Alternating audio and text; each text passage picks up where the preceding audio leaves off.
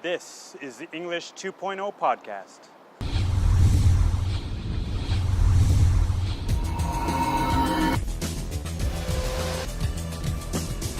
Communicate globally.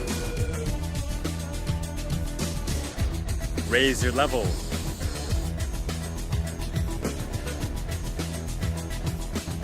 Speak English naturally.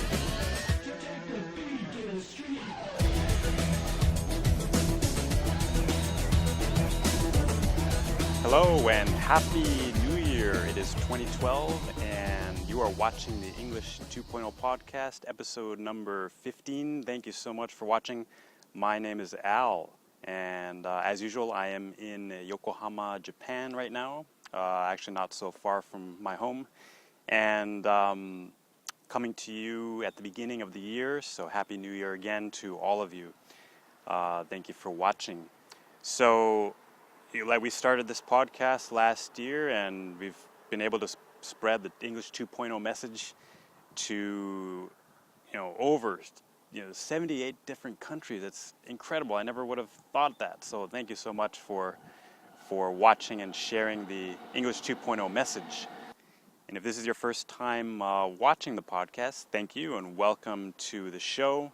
Again, my name is Al and I have been teaching English and business English here in Japan for over 12 years now. And I've discovered a few things by talking to lots of different students and observing not only what they say and think, but especially what they do. And I've studied these habits of successful students and also just successful people in general, in finance, economics, in business, sports, whatever. And I've tried to bring those success principles and apply them to learning a language, in this case, English. And so that's what we're going to talk about on the show. So again, if you are new to the show, I advise you to go and check out episode number 10, which we go into more detail on the topic of what is English 2.0. So please check that out. So we're going to talk about ways to really take your English to the next level. I call that English level 2.0, okay? And 1.0 is kind of the standard level. It's okay, but this is for people who don't want to be on that kind of average level anymore. We want to take our English to the next level. We don't want to be like everyone else. We want to separate ourselves and be excellent. That's what this podcast is all about. If that's the way you think like me, you want to be excellent, not just average, keep watching and hopefully I can give you some great tips and advice. So today we're going to talk about 3 tips for English success in 2012. But before that, let's go to a pronunciation point. All right, in today's pronunciation point, we're going to talk about the difference between bowl and ball. Okay, so this is a tough one because it's very similar, and we're just talking about a little vowel sound change. Now, if you remember, vowel is A, E, I, O, U in the English alphabet, those sounds, those letters, okay? So we really want to focus on that middle sounding part, okay? Not the B or not the U, not the first and the last, but the middle part, okay? So when we talk about bowl, okay, so like a something you use to eat food from, so we usually say bowl, okay? Now that'll be I call a natural O sound, okay? Bowl. Okay, please try. Bowl. Okay, nice job. Now with ball, okay, now we're gonna open our mouth a little bit wider, okay? And get that, I call the tall A sound, okay? Like you would hear in father, okay? So ball. Okay, so open up your throat a little bit more and say ball. Okay, please try. Ball. Okay, great. Now let's listen to them next to each other so you can hear the difference. Okay, one more time. So please listen. Bowl, ball. Okay, a little bit similar, but to native listeners, it's very different. Okay, one more time. Bowl, ball. Okay, it's just opening up your mouth a little bit and opening up your throat a little bit more. Okay, so let's do some example sentences. Ah, wow, this bowl is dirty. Can I have a new one? This bowl is dirty. Can I have a new one? Okay, great. Now let's try an example with ball. Okay. I love to play baseball. I love to play baseball. Okay, so those are just two example sentences you can practice with. Okay? Bowl, ball. So give those a try, bowl and ball, and I'm sure you can do it. Good luck. If you would like more natural sounding English pronunciation, please sign up for my free pronunciation course at alsensei.com/tips. In today's main topic, I'm going to give you 3 tips for English success in 2012. So let's begin with number 1. The first tip for English success is write a clear I want to statement. So what does that mean? So on a piece of paper, write the words I want to blank. Okay? So that should be a very clear goal or something you really want to do this year in English. So, most of my students will say something like, I want to improve my English. Okay, that's a very good start, but it's a little bit unclear. Okay, what does that mean?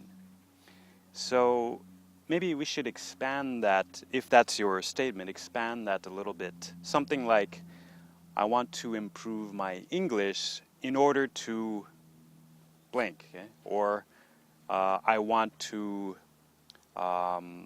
get better at writing business emails in English. Okay, that's much more clear. Okay, I want to improve my English in order to communicate with people from all over the world. Okay, so it's a little more clear. So write a very clear I want to statement. Now the next part of this is it's very important that you write the words I want to, not I need to, not I have to, not I must. Okay. Now the reason for that is, so a lot of people will say, for example, I have to study English for work, okay, or I need to give a presentation in English, okay. Well, of course, that may be true, but when you say those kind of words, what you're saying is basically that's your boss's goal, okay. It's not your goal, okay. So I have to, write a report in English. Well, that's because your boss is telling you to. It's not really your desire, okay? So just switch that around to an I want to statement. That means it's your goal, it's your dream, perhaps, okay? So when you do that, you will feel a lot of power and a lot of strength and a lot of confidence to achieve your English goal. So make sure that statement is I want to, all right? So go ahead, take that first action step and write that statement.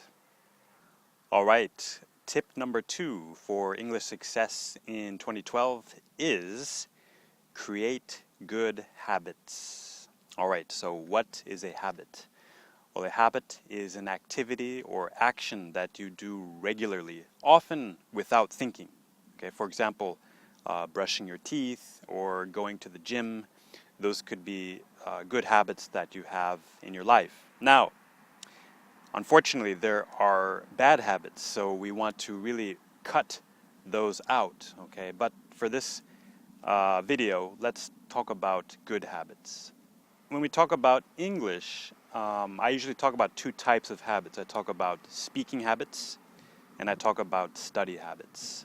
All right, so speaking habits are simply ways of speaking, or perhaps certain expressions that you use or certain grammar patterns that you use.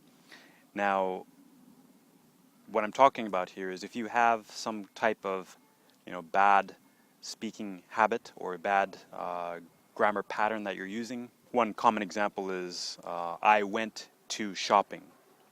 Okay, well, we know we don't need to, just I went shopping is enough. That is natural standard English. So if you're having trouble speaking that, okay, it's like smoking. It's hard to quit, but that's the reason we want to set this goal for this year. Cut those bad habits and create good speaking habits. So how to do that is, find that particular mistake or unnatural pattern that you're using from your teacher or your textbook or whoever, and fix it now. Create that habit. So if you say I went to shopping, and that's just without thinking, that's what comes out of your mouth. Really focus on making that statement. Speak it every day. I went shopping. Okay, speak it every day, 5 times, 10 times, 20 times a day. I went shopping. I went shopping. Create that habit. All right. Now, study habits. Simply speaking, creating time daily, hopefully, that you can use to study English. Now, there are many ways you can study. For more information about creating and setting good habits, I talk more about it in depth in episode 8 of the English 2.0 podcast. So please check that out if you want more information about habits. But definitely create those good habits and do one at a time. Don't try to change too many things at once. So your action step for this is set a clear goal for a new habit and action, and do it every day for 21 days. Okay, when you do that, scientifically speaking, it creates the habit in your daily routine. All right, you got to do it for 21 days straight in a row, consecutively, and that habit will be formed. Okay, so only do one at a time. Don't try to change so many things at once. It doesn't work. Choose one thing, do it for 21 days, and then if you like, you can try another thing. So that's your action step. Create a new good habit. All right, let's go to tip number 3 for English success in 2012, and that is create opportunities now. All right, don't wait around for something to happen to you. It is not. You have to go out and create opportunities to improve your English. Okay, so if you want to get better at speaking, get better at communicating, you have to go out there and find those opportunities, people to talk to, interact with, and they're out there. Okay, so you just have to go out and find them. You have to go out and create those opportunities. So take action on that this year. Don't wait around for next year, and don't hope someone is going to come to you to help you out or just speak to you. So again, look at your goals for this year. What are they? For example, if your goal is to communicate with people from around the world, find people from around the world to communicate with. Do that. Okay? If your goal is to become a better email writer for business, start practicing writing lots of emails, and hopefully you can have your teacher give you feedback on those. Do that action. Okay, so take action now. Don't wait around, and that is your action step. Okay, create that opportunity. If you need more ideas, you can go back and watch episode 6 of the English 2.0 podcast, where I talk about 5 ways to create speaking opportunities for free. So go and check that out if you haven't seen that. All right, so this is the year. Don't wait around. Create those opportunities. Take action now. You can do it. And I support you in your goals for this year. So good luck. So to review, your 3 tips for English success in 2012. Number 1, write an I want to statement and make sure it's very clear. Number 2, create good habits. And number 3, create opportunities for yourself now. Don't wait. Okay, you can do that.